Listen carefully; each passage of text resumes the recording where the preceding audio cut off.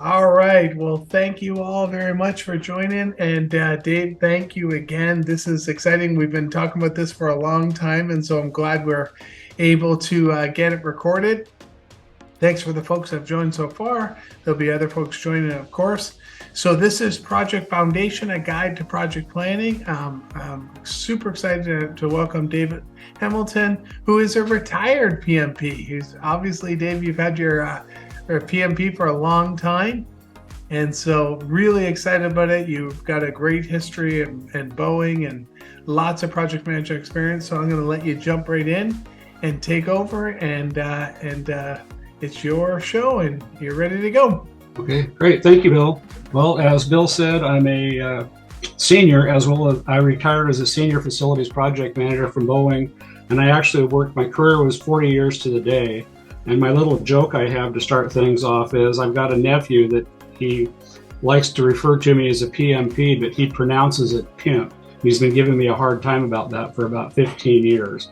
And just how Bill and I met each other, I got my Master's of Science in Project Management in 2000. Yeah, actually the even 20. And then I was on the Project Management Advisory Board in the School of Business there, and that's where I met Bill. So Bill and I have known each other for quite a few years, off and on. And so I graduated from WSU with a landscape architecture degree in '75, got a master's degree quite a few years later. And right after I got my master's degree and done my thesis, I went ahead and studied up and got my PMP. Then I was on the Project Management Advisory Board. And then in 2018, I was 65 and had 40 years, so I stopped. So my family activities, I've got family activities, got 2 children and 3 grandchildren, yard maintenance, travel. I'm on several volunteer boards and commissions. And I volunteer at the Museum of Flight over here at Payne Field. We're working on a 1950s Piasecki helicopter. So that's a lot of fun. That's why I sort of fill up part of my time. My first real experience out of college in project management was I worked for a landscape contractor, and that involved knocking on doors and trying to convince people with new homes to landscape their yards. So it involved sales, contract administration, estimating. We did design and then followed up with the construction supplies phase. And we identified and ordered the materials. And I led the construction crew and discovered how much an inch of rain a day is here in Seattle. I can't imagine down in the San Francisco area where they're getting like 12 inches of rain in a day. That's just unbelievable, and I feel so sorry for the people down there doing that. And then we'd have the labor to install the landscape materials and have a happy customer at the end. And after a couple of years of doing that, being out in the rain and the bad weather and everything, I went to work for Boeing, and it's the facilities organization. We're sort of like the public works department for the Boeing company. We provide the buildings and then maintain the buildings, provide material handling, provide equipment to help build our beautiful products. And then I was also involved in a lot of lean manufacturing and lean activities for the office environment at Boeing my last few years there. And so sort of the problem state I want to address here, a project cannot be successful without proper detailed planning to get the train headed down the correct set of rails. So here I have a train going right down the rails, everything's looking good. And if you don't do a good plan, you might be faced with this. And the train will go off the tracks and you'll have a never-ending problems. And also another thing I thought of, I didn't have written down here, but getting your plan right, you're probably 1 to 10 cents on the dollar versus fixing things later, like once you're into construction or into writing your code and all that type of stuff. And so we're going to have a little audience participation here at Bill's recommendation. So how many of you are nailing your PMO metrics today? And this is do we open up people to talk, or do we do it in the chat? Yeah, for sure. Or use a chat or something. But what was the question again? How many people, what? How many people are nailing their PMO metrics today? I mean, you're just doing an absolutely perfect job and have no problems. Oh, definitely not. Yeah, exactly. So yeah, no, I think most projects have those problems for sure. And do you have metrics in place with your PMO to measure those so you know if you're hitting them or not? A lot of times people work on projects and they get done and they're so glad when it's done, they might not really go back and take a firm look under lessons learned to see how it went and how they might have improved it or what they can do better for their next project. Okay. Yeah. And so before we go too far, going to do a little more audience participation. Is everybody ready? Let's get the chat started. Are there any, agree or disagree that do you have a problem with doing project planning?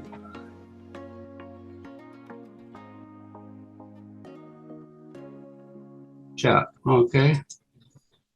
Agreed. Absolutely. Okay. So we only have Tammy on board with us, Bill? Just right now, yep. Okay, good. Well, okay. Thank you for your input, Tammy. We'll go ahead and forge on then. So we were, oops.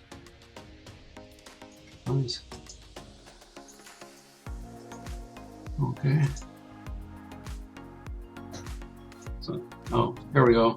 Okay, and the results, we had all three of us agree that sometimes our projects don't turn out perfectly. Okay, and so we'll take a look at, we're here to talk about the foundation of project management. As indicated above, this could be your project. It shows a building, which is my background, but it could be any project you're managing. It could be a software project, could be a camping trip, could be a trip to Europe, whatever you're working on. And from my standpoint and my years of experience, I look at the foundation of that building be the initiate and plan stage. You must have a good, strong foundation in your project to be successful. And if you have a PMO or adopted standardized PM project, will certainly help you get there. Part of my work at Boeing was I was in equipment engineering group, and we developed a project management office and had standardized processes and procedures for people to follow. Now, some of the engineers didn't always follow them, so we couldn't really measure our success always, but we did have the processes in place. We had them over in the facilities organization too. And so we want to initiate and plan. We want to remember what a project is. It's a temporary endeavor undertaken to create a unique product or service. And that's verbatim right out of PMBOK, which we're all very familiar with. And so, as I've said before, the initiate and plan stages form the project foundation for your project. And in this stage, you want to identify what is going to be produced. You're working on a project, the boss has said, spend some money, go do something for me. What is it you're going to produce for the bosses? And you want to establish a schedule and budget during your planning stages. And this provides a roadmap with guardrails. So you sort of know where you're going, and hopefully that train will keep on the tracks as you go down. And I think it's a pretty true statement. If you don't have a good plan, and you haven't initiated and have a good plan, you're going to have trouble, and your project will probably fail, or maybe not completely fail, but at least not turn out the way you hoped it would. And so under the initiate and plan project here, you want to establish your project. And so what does that mean? Well, what is it you're going to provide? Why are you doing what is it you're going to be producing? Is it a new software? Is it a new piece of equipment? Is it a new building? Is it closing down your business? Is it setting up a new business? Is it setting up a new division of your company in a new city? All of those would be termed as projects. And in here, you want to know why you're doing it. You want to have, so what is your justification for doing this project? What is the why behind it, okay? And then when you want to get your schedule together as you are doing your planning project. And how are you going to accomplish it? Are you going to be contracting with a firm to do this project for you, like to provide a new piece of equipment? You're going to be doing it with in-house labor. How is it going to, so it's basically the 4 or 5 whys here. And you can start off the beginning of that planning project by getting a charter and getting your charter together. And I sort of look at that as being a top-down. This is the E-suite up there that sort of decided this is a project we want to take on. So it's a top, and this is out of PMBOK. It's a top-level document established by senior management that provides the project manager with the authority to apply organizational resources to project activities. So you go ahead and sort of go from there. The charter can be the beginning here, okay? And so, what is the project top deliverables? I mentioned earlier, you could have many things. You could be starting a business, you could be providing a new product, you could be modifying or build a new facility. And that's when I went to work for Boeing in '78. We only built 747s at the Everett site. The factory was about 40 acres. And then we added for the 767 program, it went up to about 60 acres. And then by the time we've done the 777 and the 777X, the factory is over 100 acres. So those are some big projects we worked on there, and it was modifying basically a facility, okay? Or it could be a software project, or you could be relocating your business. You decided you don't like the taxes in a certain state, or you don't like the environment, or you can't find the manpower to do your job, or the manpower to do your job is too expensive. You might decide to relocate your business to more business. And unfortunately, some businesses need to be closed down. Well, you just don't go in and turn the lights off one day. You'd have to figure out what to do with your building and get out of your lease if you're leasing it, sell your assets, what's the equipment you have in your building. And so that you'd have a project plan to close down your business. And so anything that requires significant resources to accomplish is a project. And these are some examples of some of those types of projects. And then why is a project authorized? Is this something that the Mahogany Row has been thinking about for several years? And that would be like in the standpoint of Boeing. They just don't say, oh, okay, go modify the factory. We're going to build the 777X here in Everett. That was in the long-range business plan for several years, and they've been planning on budgeting for it. And they had a rough schedule in mind as to when we should be doing that. Or it could be a new requirement that's come up. This could be the example of, and it happened to us in facilities quite often, a new safety requirement would come up. It'd be an OSHA thing, or there had been a bad accident and we had to go do some serious modifications so we didn't have that accident happen again. So that was a new requirement that had come up we have to work to. Or it could be a new concept or idea. Amazon might have another new business venture they want to go into, or Microsoft, or any business have a new concept or idea come up, and you have to have a project plan put together to go implement that. And so it could be a new product or facility, as I said, or it could be a product improvement. The 777X is actually similar to the existing 777 airplane we've been building since the early 90s, but it got longer, it got Kevlar wings, it got folding wingtips, it got bigger. So, but it was considered a product improvement plan, not necessarily a new product. It was a product improvement. Okay. And so as you're going through here, when is the project going to be executed? You want to identify major milestones for your project. And a lot of these can be internal to your project management office or external. In the case of building a new airplane program, you'd have the authority to go ahead and start on the project. You'd have the beginning of the design, you'd have the 30% design, you'd have a whole schedule for the tooling organization, you'd have a whole schedule with milestones for the facilities organization, putting this whole thing together at a high level. And so another examples would be budget approval. You can't, at least in my experience, you couldn't start working on a project really until you had budget approval. You could have, and when's the project going to start, and your definition of start might be different depending on what part of the milestones you're talking about. You've got design start, you've got fabrication start in the case of a new piece of equipment, you've got construction start, there's on-site modifications required, and then you've got project complete. And you'd have external milestones. In the case of like the 777X, there were program milestones for all the major organizations on a big master schedule, and then it went out through, product testing and getting finally delivered to the customer, which unfortunately is several years behind schedule now on the 777X. And that's public knowledge, it's in the paper. Okay. And so you want to identify your project charter as you're putting it together. some things that might be very useful to have identified in your project charter is, who's the project manager for this project going to be? Is he going to be the one person that really has control over the project? And you want to have a very good product description in your document, in your project charter. And so you want to say what is included in the project to establish the scope for what you are being budgeted and going to go do. And almost more importantly is to clearly identify what's not included in the project.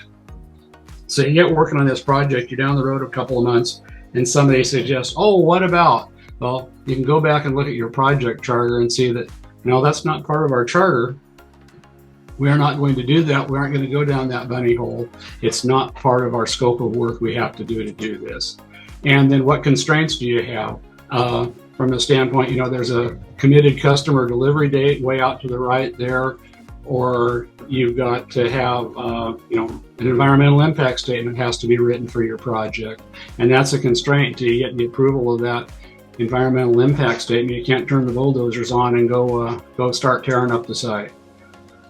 And another very important part of your project charter is to identify the stakeholders. And once again, out of PMBOK, these are individuals and organizations who are involved in or may be affected by the project activities. As I said, that's out of PMBOK, and that is a really big one. And we had, I won't say hundred, well, yeah, there were, for a whole new airplane program, there are thousands of people involved. But even for a smaller piece of it, like even providing a new great big piece of equipment, there are many, many stakeholders. And your project charter should also identify your high-level budget that you're supposed to perform to. That would have been established by Mahogany Row at the beginning here. You want to have a high-level schedule with some of those big milestones identified, so you know you've got your path, you're going down your path, and when you're supposed to get to home on that schedule. And then some high-level assumptions that should be put into your project charter. And you want to identify risk. Everything in life has risk. And so I'm going to talk a little bit more about risk here. Oh, okay. So got another chat button here. Tammy and Bill, got anything we want to talk about? No, it's good. I mean, you talked about the charter and then a change coming up. Where does the change request process fall within that charter? So you said what's in scope if someone wants to do something different. Yeah. Right. And that's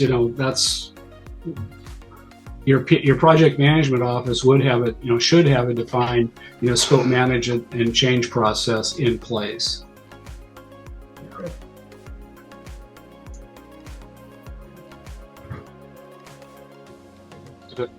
And so, Tammy, do you make project charters for your projects?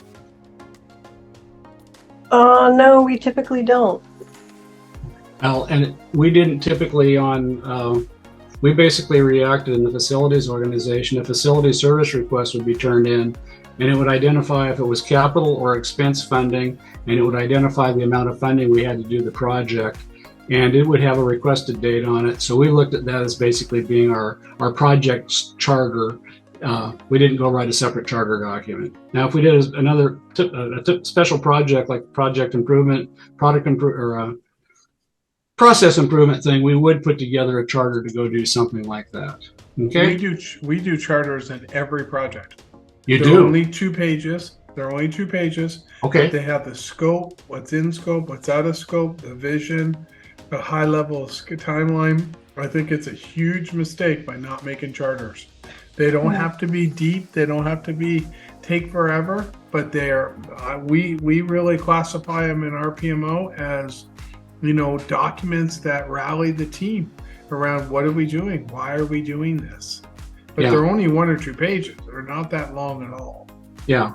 We did have on our project management website, we did have a standard charter form that people could use, but we weren't real big on enforcing. The project managers didn't work for us. And so we had sort of a tough time enforcing processes and procedures sometimes. Yeah. Okay. And so your project plan, I sort of look at it, it's essentially a project notebook, and it would, confirms your stakeholders. It's got a clearly defined scope, what's in, as we talked about, what's out. It identify and confirm the requirements. What does this, is this going to be a Volkswagen, or is it going to be a Maserati, or is it going to be a new Corvette? The dual powered Corvette came up today. 0 to 60 in 2.3 seconds. That's just like a rocket taking off. And it identifies who's going to be working on this. You can't do a project without resources, or what resources are going to be available to help you accomplish this project. And you should have some type of an estimate in there, so is this a $10,000 or a $10 million project? And we've got, the charter should be authorizing your budget to go ahead and work. And it's the beginning of, you've got high level milestones there, and then you can go develop your more detailed schedules underneath those to support those high level milestones. And you have to have any support plans.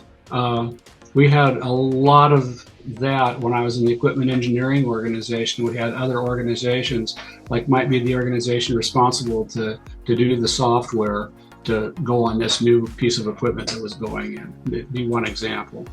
And getting the approval of those major stakeholders.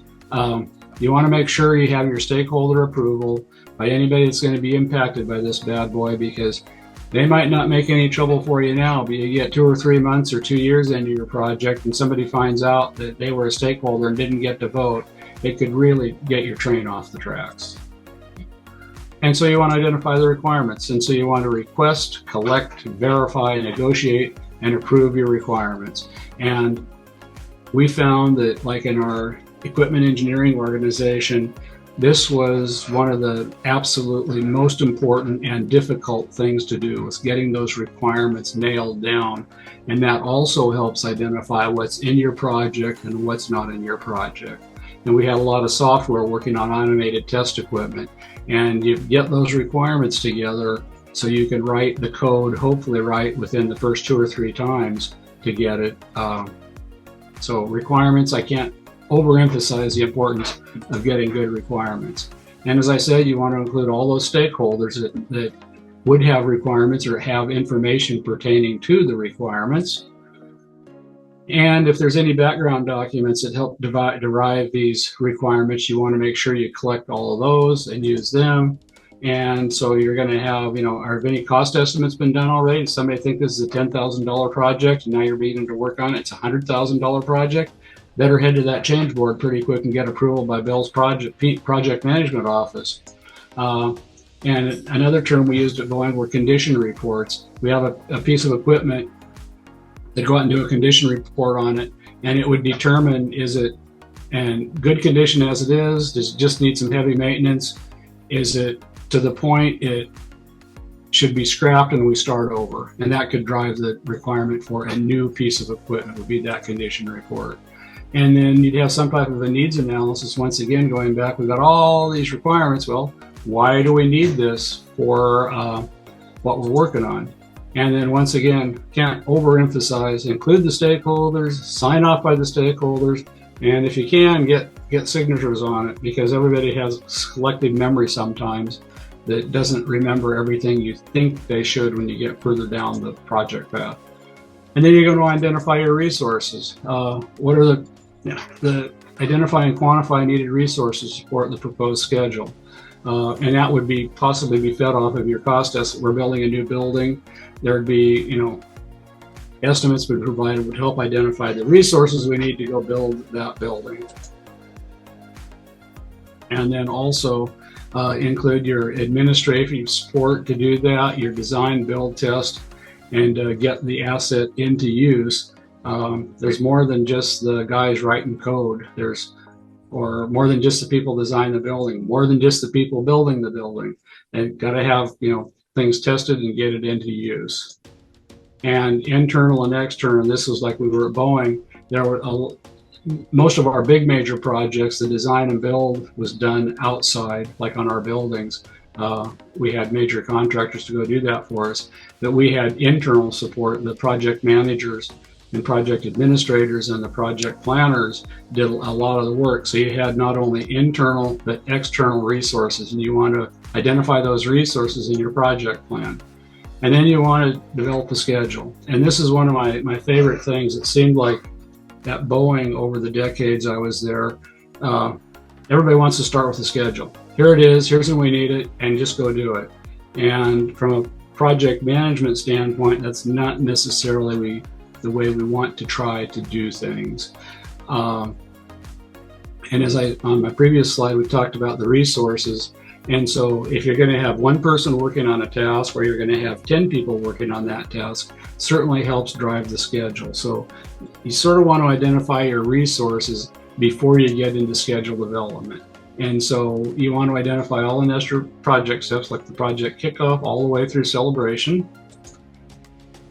And another thing you can do, you can use your work breakdown structure, or a network diagram can be used to establish relationships and dependencies. And I taught a simple class in MS Project when I was at Boeing. And we started out with a whole bunch of little like stickies, and they had all these steps on it to build a house. And okay, go up on the wall and put all your stickies in order so you understand what has to be done before and after, what's required to move to the next step. And that's actual stickies on the wall can be very beneficial, and I've used it for other types of workshops. Instead of just sitting down trying to do it in a Microsoft project program or some other scheduling program, go ahead and use stickies, get up on the wall and build the thing. And once again, all those stakeholders are so important. You want them to be involved in helping you develop your schedule. And then if you have any external schedules that aren't part of your project, make sure you've got links to those external schedules, because those can, be the death of your project. And it can be you feeding information to a product to an external schedule, or you need a product from somebody else to come and feed your schedule to help you move on. And when you're doing your schedule, just don't have all your little bars there. Make sure you put some milestones in that identify what must be met prior to proceeding to the next project phase. So milestones and tasks are very important in your schedule.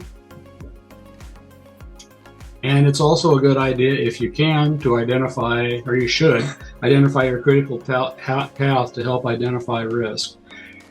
Because as by definition for the critical path, if this 10-day task takes 12 days, in theory, it changes the completion of your project by 12 days, unless you peel it, or 2 days, unless you peel that time back out somewhere in your project. So critical path, extremely important when you're putting your schedule together. And then we talked about a little bit earlier, there is risk, always risk. And so as you want to go through here, you want to identify your sources of risk.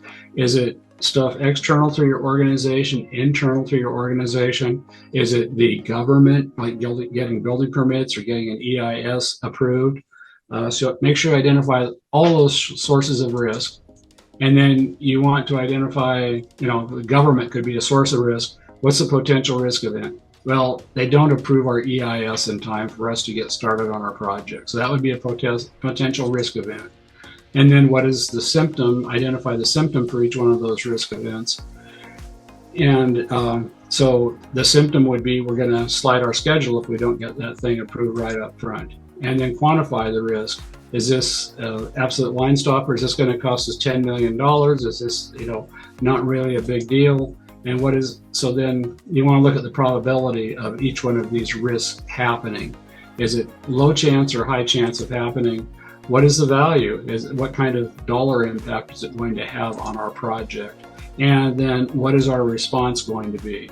And your response, you can just avoid it, you can mitigate it, or a little screeny thing down here, you can basically you can ignore it. It's small. If it happens, it happens. We'll just go ahead and live with it.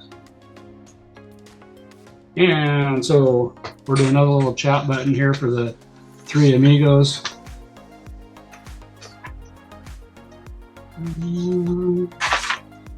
Yeah.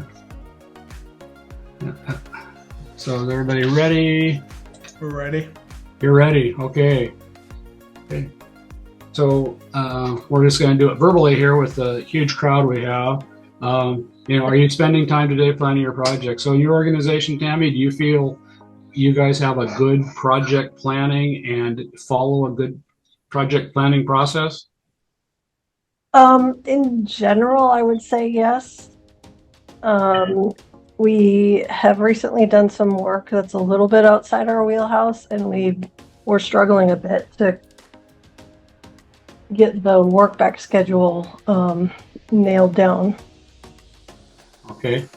So what does that mean exactly? So what does that mean that you guys do a good job? What does it mean to do a good job? What does it mean to not do a good job? Yeah, so I work for a vendor company, so these are projects that we often bid on for potential clients. Okay. We work mostly in the content space. We've had some content migration work recently where we've had to bring in a developer to help with some automation. Yeah. But that's not my background, and it's not my team's background. So finding the right folks who can help us estimate those things is a big challenge. Because what can happen is we run out of money before the work is done.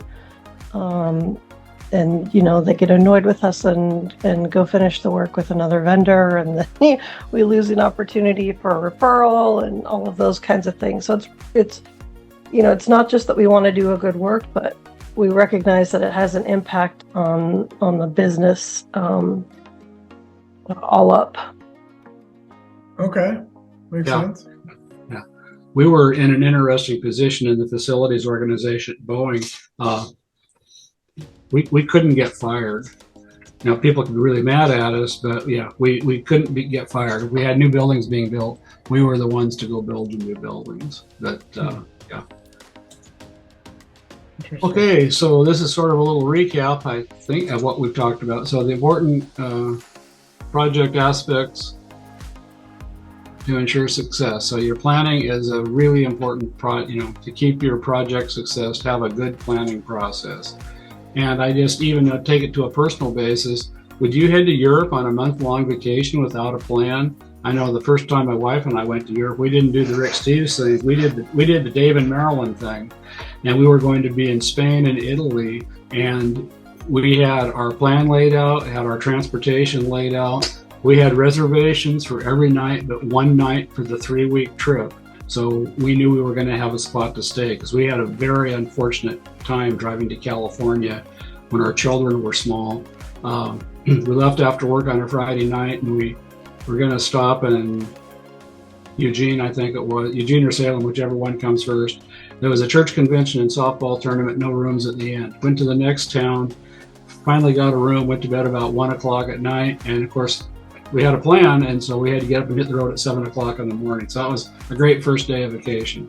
And our one night we didn't have a reservation in Europe. It was on the Cinque Terre area on the coast of Italy. And we planned on not having a reservation for that night. We figured we could find one. And we found a couple from the United States that happened to be fluent in Italian, and they had a little girl with them. So there were 3 of them, and her husband had found a room, but it wasn't big enough for the 3 of them. So he gave us their room that he had found. And I don't think they have fire codes in Italy, because it was a little tiny staircase about 3 feet wide. We went up, I think it was 58 stairs to our room at the top of, so thank God there wasn't a fire, or we would have had baked Dave and Marilyn. Wouldn't have made it out of that one. So. Oh my. Oh my, yeah. And so you need a well-documented project plan to get that path to success. And the path must be established at the beginning of the project, otherwise it cannot be followed. And one of the bigger challenges I found, Tammy, is you have a great plan. Getting people to follow it can be a huge challenge, because everybody has a better mousetrap once you head down the path. Well, your better mousetrap isn't in our plan. Please go take your mousetrap home and catch some mice. And so that sort of wraps it up for questions and comments from our large crowd here.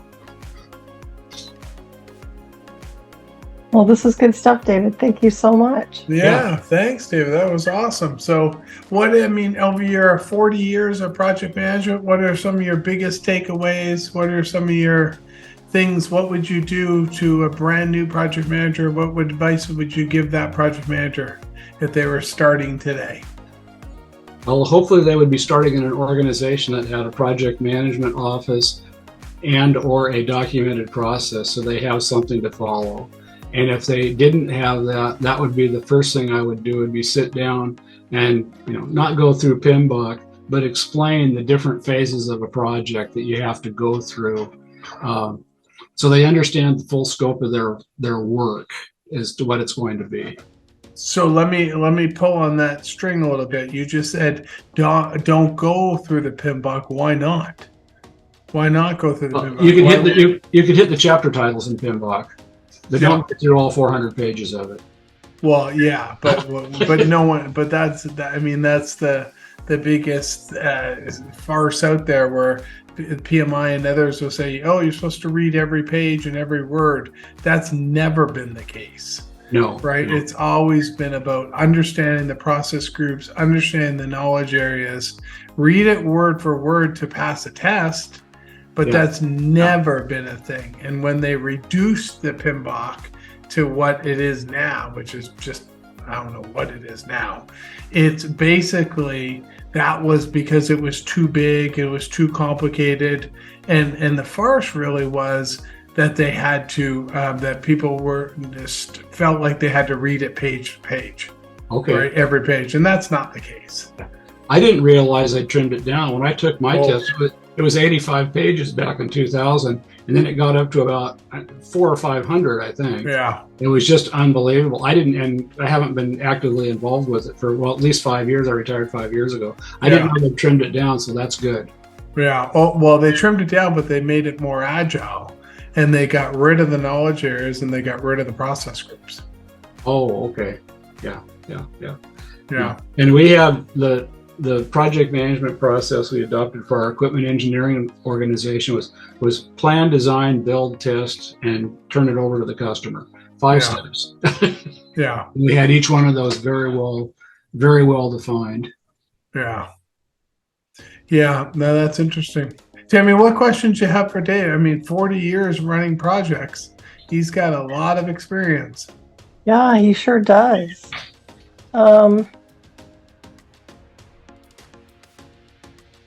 Boy, so many questions. I'm just thinking of some of the challenges that we're having now.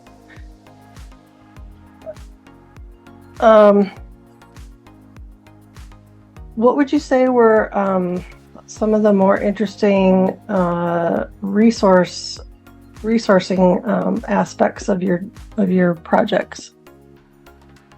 So it wasn't one I was personally involved in, but we support it from a facilities organization. There's an apparatus to build composite wings. It's called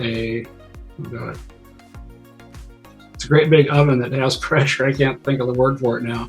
And the one to build the 777 wings at the 777X wings in the 4058 building up here in Everett. It's about a 30-foot interior diameter, and I believe the inside of it's about 120 feet long. And it's made out of made out of 3-inch thick steel. It's a pressure oven. It's like a pressure cooker on top of your stove. And that, from a standpoint of resources, a vendor was selected to provide the parts and build it. And the building it was going to go into wasn't built yet. And so it was built over on Payne Field, the airport. The company leased space from the airport. And then we were involved with the project to move it from Payne Field across the flight line, over the bridge, over the top of the freeway. And it weighed, I don't know, tens and maybe hundreds of thousands of pounds. And part of the risk was, okay, so the damn bridge collapses. We were reasonably sure it wasn't going to collapse. The state, but that was one of our, and they hauled it all the way to the north side of the site and rolled it into the building. So the resources to do that was just unbelievable. The guy that was the project manager did a phenomenal job. In fact, when they were getting out towards the north end of the site, I took my wife over and we pulled into the parking lot so she could see it. I don't have a picture, but it's absolutely huge. Oh, I bet. Wow. So that was one of the biggest, I would say, coordinations of resources that I was involved in. Wow. Oh, that's Saw it impressive. done. Yeah, saw it done by the facilities organization. Wow. Well, that's great. All right, Timmy, as we think about wrapping things up here, any additional questions for Dave? Well, thanks for taking part and listening and not throwing tomatoes. It's tough to throw tomatoes on the web meetings. Zoom call, yeah. Well, that was great. Yeah. Well, again, David, thank you very much. This was awesome, and I really appreciate you sharing your information and your background. You've got a tremendous project management background and experience, so I really appreciate it. And thanks again for sharing the deck and sharing the materials. Okay, great. You're sure welcome. It was fun to do. All right. Well, thank you all very much, and we'll talk to you all soon. Okay. Thank you. Thank Bye. you.